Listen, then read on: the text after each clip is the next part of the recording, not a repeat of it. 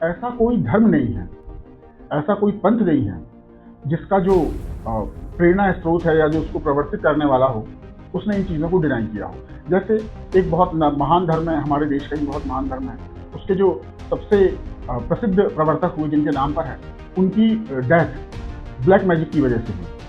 ऐसा कहा जाता है कि उनके शिष्य ने ही उन पर ब्लैक मैजिक पर उनका प्रयोग किया गया और उन्होंने उसके असर को इरिडिकेट करने का प्रयास किया, लेकिन दिवाली के दिन उनका देहांत हो गया। एक दूसरा हमारे देश का महान धर्म है, उसके जो प्रवर्तक हैं वो उस बात को एक्सेप्ट करते हैं कि ड्यूरिंग पीनेंस, माने तपस्या के दौरान जब तपस्या उनकी पीक पर पहुंची, तब उन पर नेगेटिव एंटिटीज का अटैक हुआ और वो उनके उसको बहुत डिपिक्ट किया गया है। उनके सारे शास्त्रों में और उनके चित्रों में बताया जाता है कि वो अपने तपस्या के पीक पर पहुंच रहे हैं और वो एंटिटीज उन पर अटैक कर रही हैं।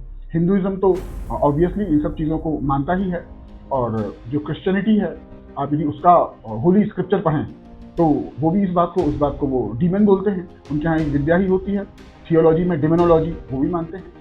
इस्लाम में आप जाएं तो उनके जो प्रवर्तक हैं पैगंबर साहब, उनकी लाइफ हिस्ट्री को देखें तो वो भी इस बात को बोलते हैं कि हाँ, काले इल्म का हम पर असर पड़ता है। तो इसमें बॉटम लाइन क्या है, सार की बात ये है कि आप जिस भी पंथ को, जिस भी मजहब को, जिस भी दीन को मानते हो, वो बहुत स्पष्टता के साथ इन चीज़ों के असर को उनके प्रवर्तकों के ऊपर तक दिखाता है।